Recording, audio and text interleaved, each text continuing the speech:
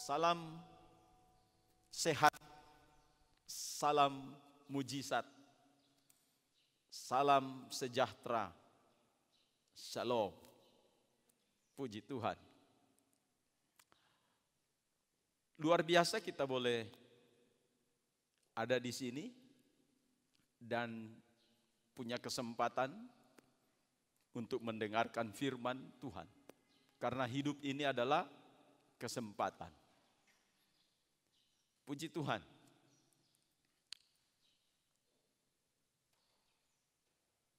Membenahi kehidupan kita agar kita bisa berdampak bagi setiap orang adalah merupakan ciri khas dari murid Kristus. Saudara-saudara sekalian, saat ini kita akan belajar tentang terang ilahi dalam perspektif nubuatan Nabi Yesaya hingga penggenapannya dalam kitab Injil Yohanes. Dan fokus kita saat ini dalam belajar dalam program pemuridan ini, kita akan melihat bahwa melalui firman Tuhan saat ini ada satu pengharapan yang baru. Ada harapan-harapan yang besar. Bahwa setiap orang yang dilingkupi dengan kegelapan akan melihat terang yang ajaib dan terang Tuhan terbit atas kita semua. Dan itu adalah harapan yang baru dalam kehidupan yang luar biasa. Puji Tuhan. Mari kita akan belajar bagaimana Nabi Yesaya dalam satu pelayanan yang Tuhan percayakan baginya untuk memberikan pesan-pesan secara profetik kepada umat Israel. Yang di masa pelayanannya saat itu bangsa Israel diliputi dengan kegelapan akibat dari perpecahan bangsa itu. Untuk kesempatan ini kita tidak akan melihat, ya, kita tidak akan bicara tentang perpecahan ini akibat kesalahan Raja Salomo. Dia selalu membuat kesalahan sehingga bangsa Israel terpecah menjadi dua bagian. 10 suku menempati kerajaan Israel Utara dan 2 suku kerajaan Israel Selatan. Tetapi saat ini kita akan belajar bahwa bagaimana seorang nabi yang bernama Yesaya, dia diperhadapkan dengan satu bangsa yang diliputi dengan kegelapan sehingga tidak berdampak lagi kepada bangsa-bangsa. Dan di situ dia melayani. Dia memberikan pengharapan yang baru, memberikan penguatan kepada bangsa ini supaya satu saat nanti ada satu pengharapan yang baru. Nah, mari kita melihat bagian yang pertama. Yesaya memberikan nubuatan kepada bangsa Israel yang sudah porak-poranda itu dengan menyatakan bahwa Sion akan menjadi pusat kerajaan damai. Sion adalah merupakan satu bukit yang kita kenal dalam kejayaan pemerintahan Raja Daud. Di Sion menghasilkan produk lagu-lagu puji-pujian, puisi tentang kemuliaan Tuhan. Sehingga hasil dari produk Bukit Sion itu dituangkan dalam satu kitab yang namanya Kitab Mazmur. Kejayaan Israel di masa pemerintahan Raja Daud, di mana bangsa ini penuh dengan kemuliaan Tuhan. Tetapi kini dalam masa pelayanan kenabian dari Yesaya, ia melihat satu kegelapan, tapi ia terus memberikan semangat bagi bangsa ini bahwa Sion akan kembali menjadi pusat kerajaan damai. Seperti kita melihat di dalam Yesaya pasal yang kedua ayat yang kelima. Ada beberapa ayat yang ingin saya bacakan pada kesempatan ini. Ini adalah merupakan kata-kata nubuatan dari seorang nabi yang tak pernah putus asa.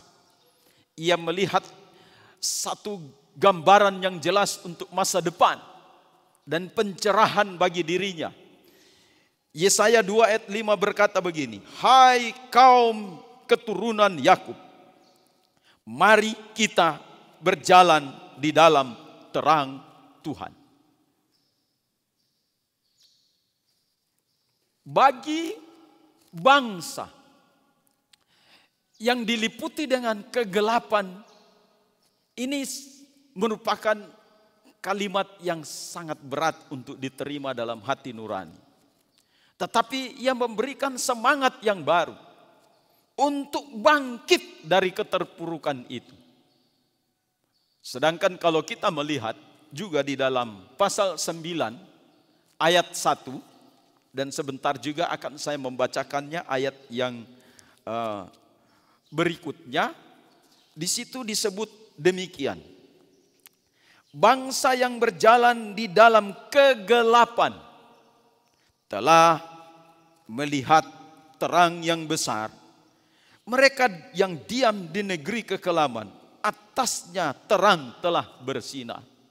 Mungkin ada sebagian orang Israel, bagian utara dan kemudian bagian selatan, menyatakan ini satu hal yang tidak mungkin terjadi dalam kondisi yang seperti ini.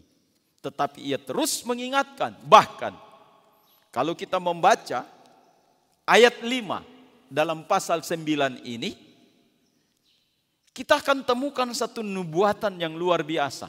Ya, Yesaya 9 ayat 5 dan ayat yang ke-6, demikian bunyinya.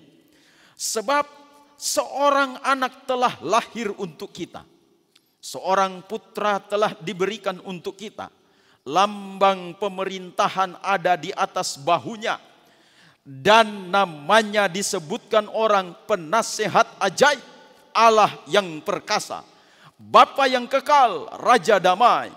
Besar kekuasaannya dan damai sejahtera tidak akan berkesudahan di atas tahta Daud dan di dalam kerajaannya, karena ia mendasarkan dan mengokohkannya dengan keadilan dan kebenaran dari sekarang sampai selama-lamanya. Pengharapan terus diberitakan kepada bangsa yang sudah terpuruk di dalam kegelapan ini. Ini sebenarnya satu nubuatan bahwa satu saat nanti akan muncul terang yang bersinar dan Sion akan menjadi pusat kerajaan damai. Ayat selanjutnya kita akan lihat dalam pasal 42 ayat yang ke-6 dalam kitab Yesaya. Demikian bunyinya, "Aku ini telah memanggil engkau untuk maksud penyelamatan, telah memegang tanganmu, aku telah membentuk engkau dan memberi engkau menjadi perjanjian bagi umat manusia, menjadi terang untuk bangsa-bangsa." Sekali lagi, mungkin saat mendengarkan nubuatan ini, seorang atau satu kelompok atau beberapa orang dalam komunitas bangsa yang sudah diliputi dengan kegelapan ini dan berkata, mana mungkin nabi itu terjadi. Tetapi ia terus menyampaikan nubuatan-nubuatannya, sehingga juga di dalam pasal yang ke-51 ayat yang keempat, ia juga berkata demikian, perhatikanlah suaraku, hai bangsa-bangsa, dan pasanglah telinga kepadaku, hai suku-suku bangsa. Sebab pengajaran akan keluar daripadaku, dan hukumku sebagai terang untuk bangsa-bangsa. Yesaya tidak pernah berhenti menjadi penyambung lidah Tuhan. Dan saat ini Yesaya berbicara atas nama Tuhan. Jadi kata ku huruf besar di situ bukan dari Yesaya, tetapi Tuhan sendiri yang berbicara melalui mulut Nabi Yesaya. Perhatikanlah suaraku, hai bangsa-bangsa, dan pasanglah telinga kepadaku, hai suku-suku bangsa. Sebab pengajaran akan keluar daripadaku, dan hukumku sebagai terang untuk bangsa-bangsa. Mungkin di antara kita saat ini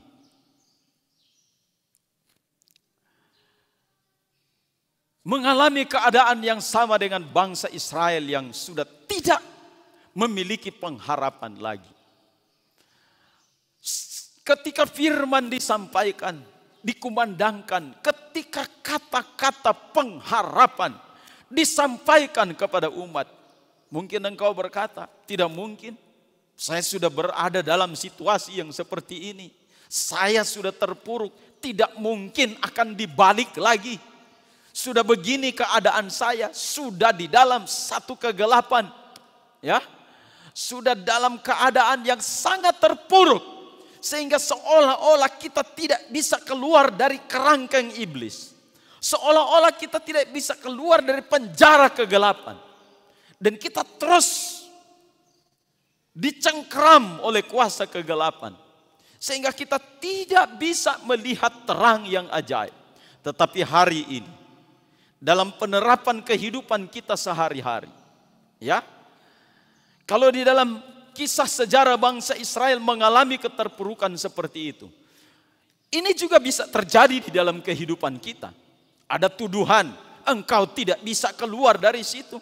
Engkau orang yang jahat, kegelapan adalah tempatmu, sehingga engkau tidak bisa keluar dari situ. Sama sekali ada satu intimidasi yang terjadi di dalam hidup kita, yang kita tahu bahwa intimidator atau yang mengintimidasi kita adalah kuasa kegelapan itu sendiri. Sehingga kita tidak bisa melihat hal-hal yang luar biasa.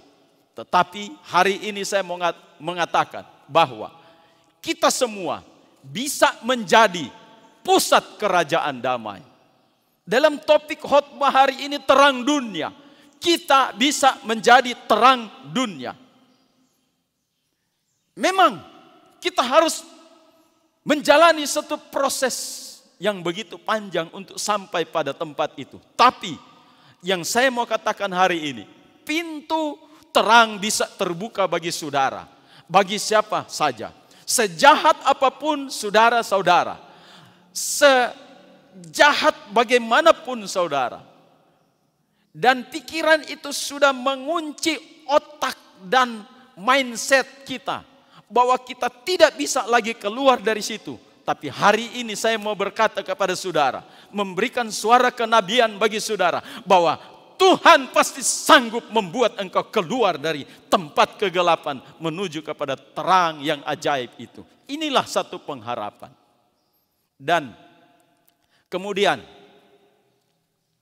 poin yang kedua yang dinyatakan oleh Nabi Yesaya di dalam pelayanannya adalah ia berbicara tentang kemuliaan Sion yang akan datang. Jadi ada kemuliaan yang terjadi. Hal ini kita lihat juga di dalam pembacaan kitab Yesaya pasal yang ke-60 ayat 1 sampai dengan ayat yang ketiga. Demikian bunyi firman Tuhan. Kemuliaan Sion yang akan datang ayat 1. Bangkitlah, menjadi teranglah, sebab terangmu datang, dan kemuliaan Tuhan terbit atasmu. Sebab sesungguhnya kegelapan menutupi bumi, dan kekelaman menutupi bangsa-bangsa. Tetapi terang Tuhan terbit atasmu, dan kemuliaannya menjadi nyata atasmu. Bangsa-bangsa berduyun-duyun datang kepada terangmu, dan raja-raja kepada cahaya yang terbit bagimu. Ini pengharapan yang luar biasa. Ya, bahwa satu saat nanti bangsa ini akan dipenuhi dengan kemuliaan Allah dan menjadi berdampak bagi bangsa-bangsa yang lain. Dan saya mau katakan juga hari ini bahwa saudara bisa akan menjadi terang kemuliaan Tuhan, dan engkau akan bangkit di dalam terang Tuhan, dan orang-orang akan datang kepadamu dan menikmati terang itu yang engkau pancarkan dari kehidupanmu. Inilah yang disebut dengan kehidupan yang berdampak, saudara-saudara sekalian. Walaupun dari banyak bangsa Israel yang memberikan keluhan-keluhan dan membantah semuanya itu, tak mungkin. Tapi saya mau berkata pada hari ini, nothing impossible to God. Tidak ada yang mustahil bagi Allah. Tuhan sanggup melakukan perubahan-perubahan yang signifikan di dalam hidup kita, kemajuan yang signifikan dalam hidup kita, sehingga kita berada dalam kehidupan yang berkemenangan, menjadi terang bagi dunia, menjadi berdampak bagi setiap orang. Haleluya, puji Tuhan. Dan lebih dari 600 tahun kemudian, nubuatan Yesaya digenapi. Terang Tuhan benar-benar terbit atas bangsa ini. Apa buktinya? Orang Majus, orang Majusi, orang Arab katakan Majusi, ya, ahli perbintangan, cerdik pandai, yang datang dari timur, dari Media Persia. Dalam perjalanan yang panjang. Karena apa? Orang Majusi ini melihat bintang yang terbit. Ada terang di sana. Orang Majus bergegas dari negaranya untuk pergi, terus pergi kepada bintang itu, terang itu, dan didapatkan. Saudara-saudara, ada bayi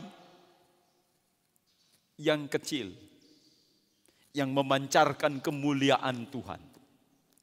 Orang Majus kemudian datang membawa persembahan emas, kemenyan, dan mur.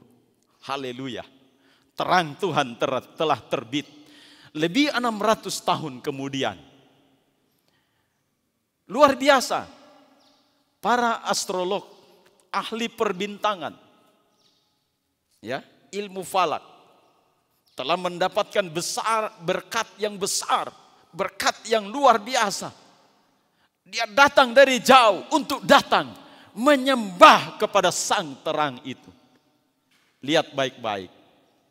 Kota kecil Bethlehem telah menjadi terang bagi bangsa Media Persia. Dan kita lihat selanjutnya bahwa ini menjadi terang bagi bangsa-bangsa. Bukti yang kedua adalah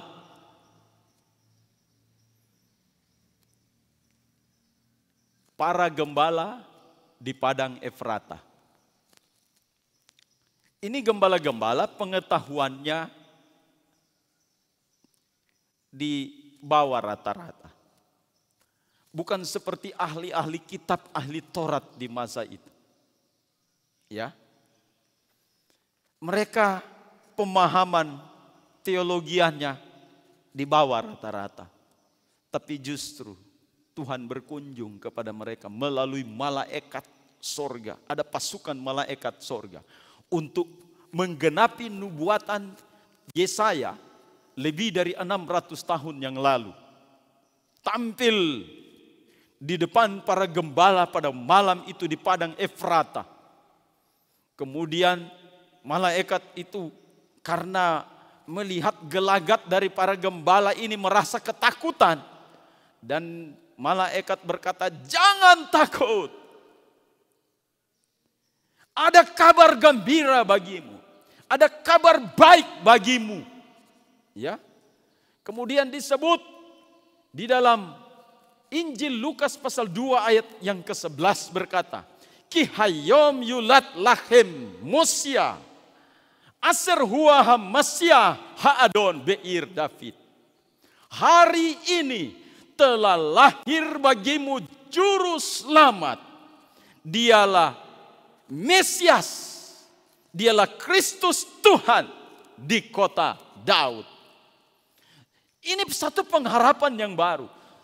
Setelah para gembala mendengarkan berita yang luar biasa itu, mereka mendengarkan sangkor pujian surgawi. Wow, luar biasa.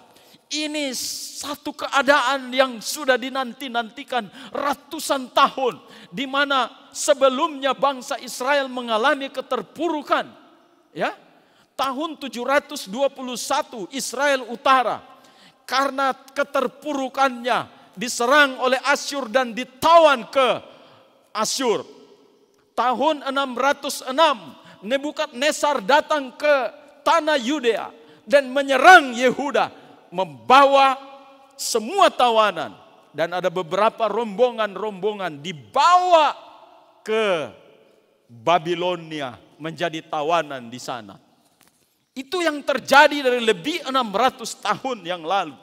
Tapi kini malaikat datang memberikan kabar yang luar biasa. Haleluya. Saudara-saudara sekalian, mungkin kita berpikir bagaimana penggenapan ini terjadi. Nah, saya mau supaya kita konsen melihat pada apa yang dinyatakan oleh Rasul Yohanes dalam tulisannya. Saya akan membukakan satu kebenaran ini, bahwa benar-benar itu terang yang datang itu adalah terang ilahi. Dia sendiri yang datang mengunjungi manusia dalam terangnya untuk berbagi terang kepada setiap umat manusia, supaya manusia itu juga membagi terang dan berdampak bagi banyak orang. Mari kita melihat bukti-bukti yang ditulis dalam kitab suci ini, ya. Bukti biblikalnya, teksnya dalam Injil Yohanes pasal 1.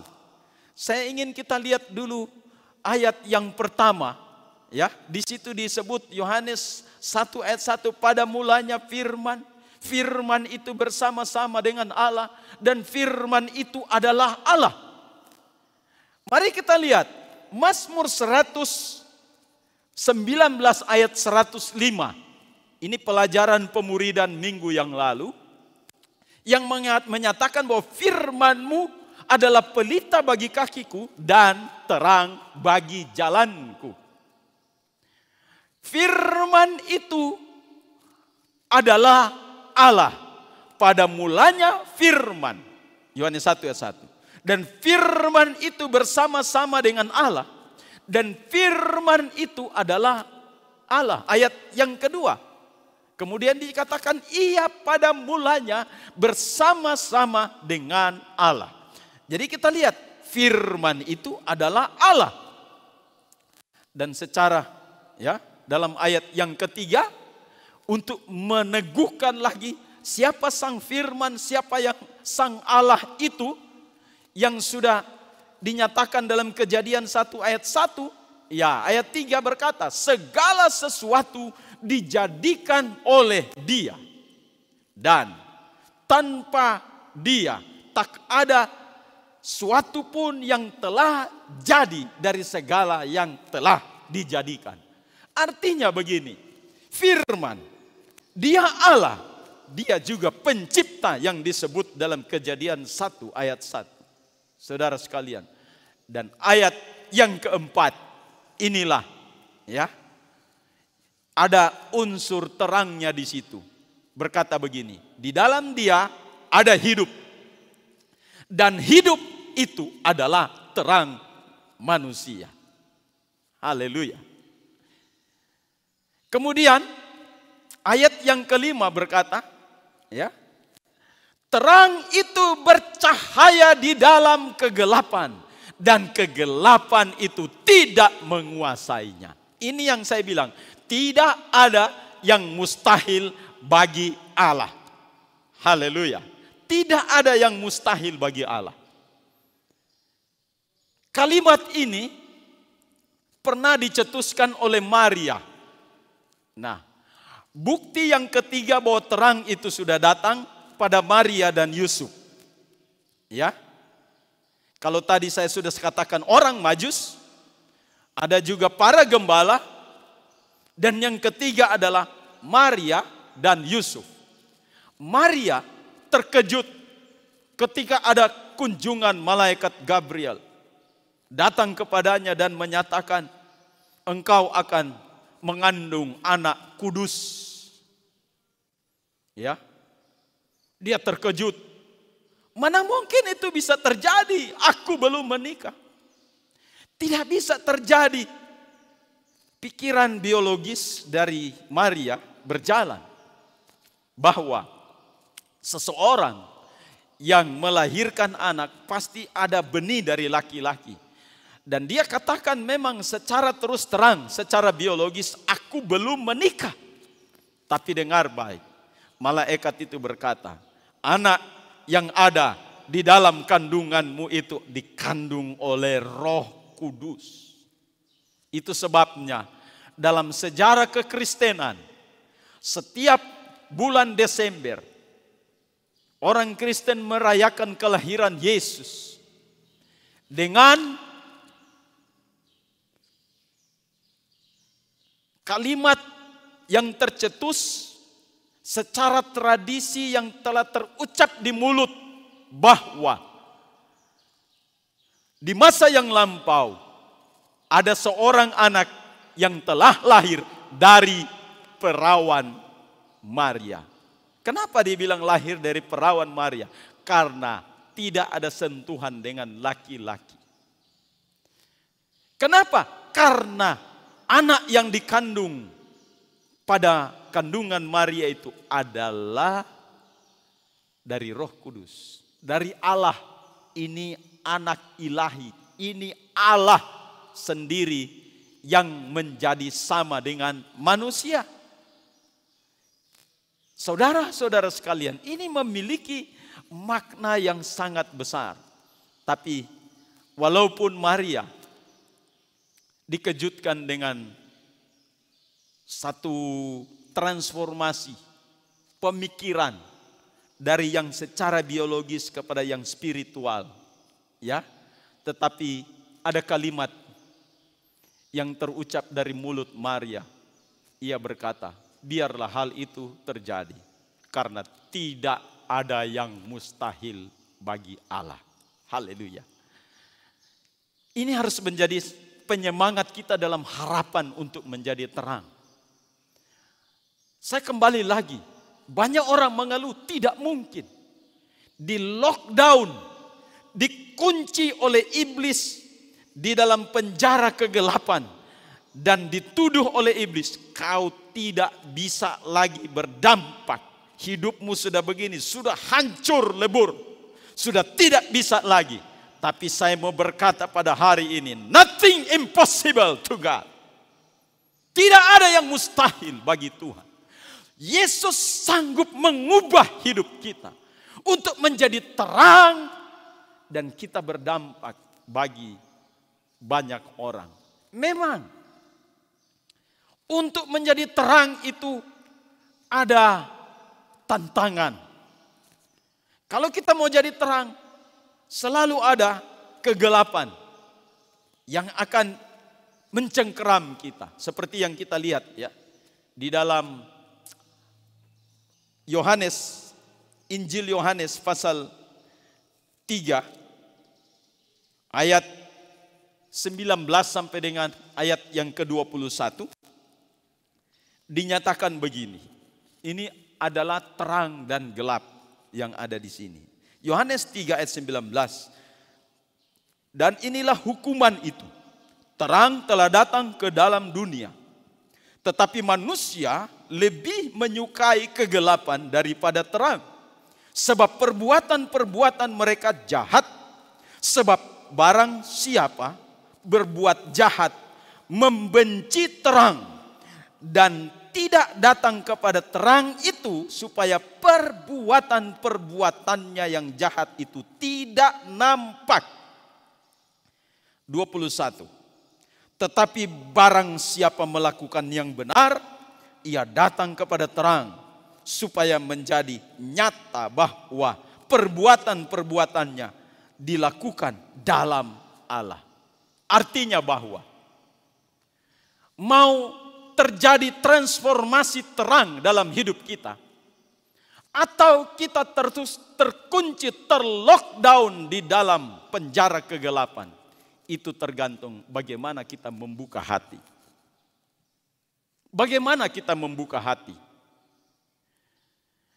Ada dua yang kontroversial pada masa kedatangan sang terang di muka bumi ini. Ada gelap, ada terang. Ada terang, ada gelap. Ada orang Majus, ada Herodes. Orang Majus ingin merespons, ini para cendekiawan, tokoh terkenal yang ingin pergi menyembah pada sang terang itu dan membuka hati mereka. Tetapi ada cendekiawan yang lain, ada orang berpengaruh yang lain, Herodes. Ia mengunci hatinya, bahkan ia berupaya untuk membunuh sang terang itu. Kita lihat, ada terang, ada gelap. Ada para gembala di padang Efrata yang ketika mendengarkan itu ada respons yang luar biasa. Tetapi ingat, ada juga ketakutan. Mungkin mereka pikir, wah ini apa ini yang datang.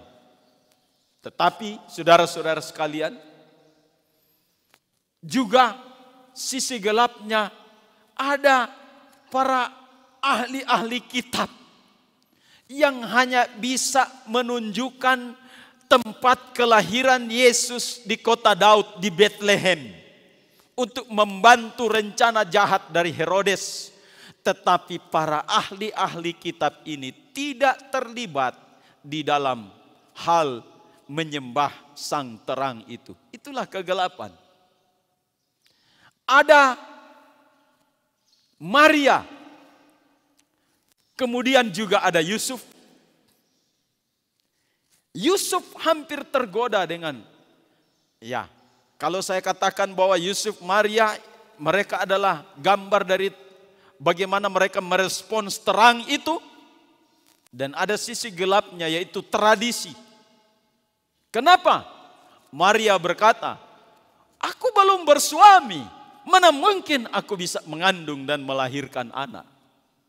Ya, ini kadangkala membatasi logika kita. Logika dari satu tradisi yang dari generasi kepada generasi yang telah ada.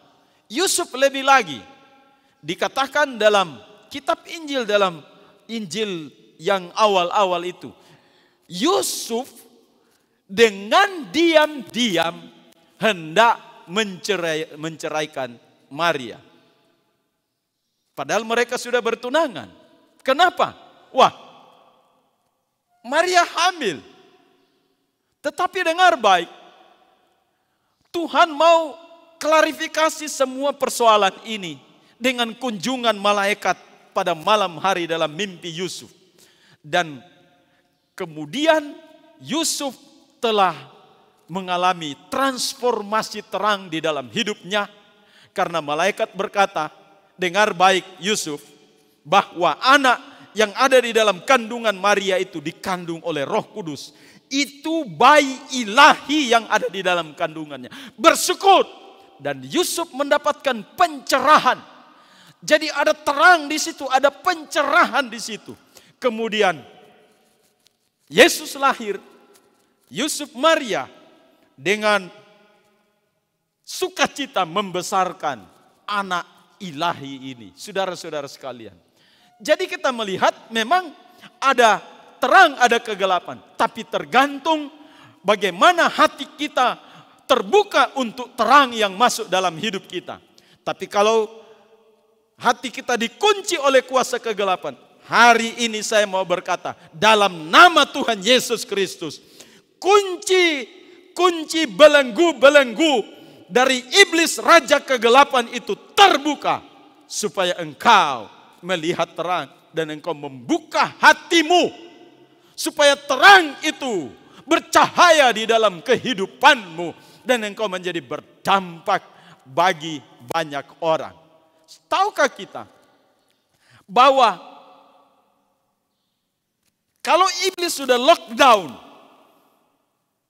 sudah mengunci setiap jalan-jalan di mana kita mau jalani, semuanya tertutup.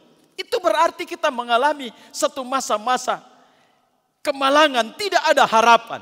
Dan hari ini saya mau berkata bahwa mungkin engkau sudah sedikit merasa bosan dengan penyakitmu yang datang.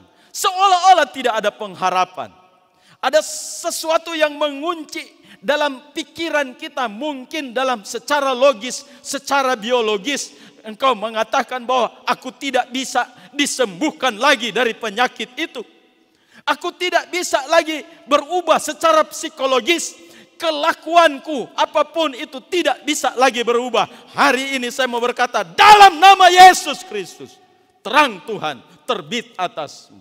Mujizat Tuhan terjadi. Apapun keadaan saudara pada hari ini, yang ada di ruang isolasi, dalam nama Yesus Kristus, sembuh dan pulih kembali. Dalam karantina mandiri di rumah atau isolasi mandiri, dalam nama Yesus, sembuh dan pulih kembali. Engkau sakit apapun yang mencengkram hidupmu, tidak ada pengharapan lagi dalam hidupmu, dan engkau sudah divonis dokter sudah akan meninggal pada bulan sekian, tahun sekian. Dalam nama Tuhan Yesus Kristus, sembuh dan pulih kembali. Terima pengharapan baru dari Tuhan, supaya dari pengalaman-pengalaman itu engkau bisa memberikan kesaksian bagi banyak orang bahwa Tuhan kita adalah Tuhan yang dahsyat dan luar biasa. Akhir dari khotbah saya ini, ada satu perenungan ayat dalam Matius pasal 5 ayat yang ke-16. Yesus memang berkata bahwa dia adalah terang dunia. Matius 5 ayat 14a. Ya, Injil Yohanes pasal 8 ayat 12 dan juga pasal 9 ayat yang ke-5. Tetapi ia juga berkata, akulah terang dunia. Matius pasal 5 ayat yang ke-14 bagian A. Artinya di sini, Tuhan sedang mentransformasi terang dalam kehidupan kita. Dia mengimpartasikan terang dalam hidup kita. Supaya apa? Terang yang ada di dalam kita dipancarkan kepada orang lain yang bisa berdampak bagi banyak orang. Matius 5 ayat 16. Demikianlah hendaknya terangmu bercahaya di depan orang, supaya mereka melihat perbuatanmu yang baik dan memuliakan Bapamu yang di sorga. Pancarkan terangmu ke seluruh dunia. Amin. Haleluya. Tetap semangat. Tuhan Yesus memberkati.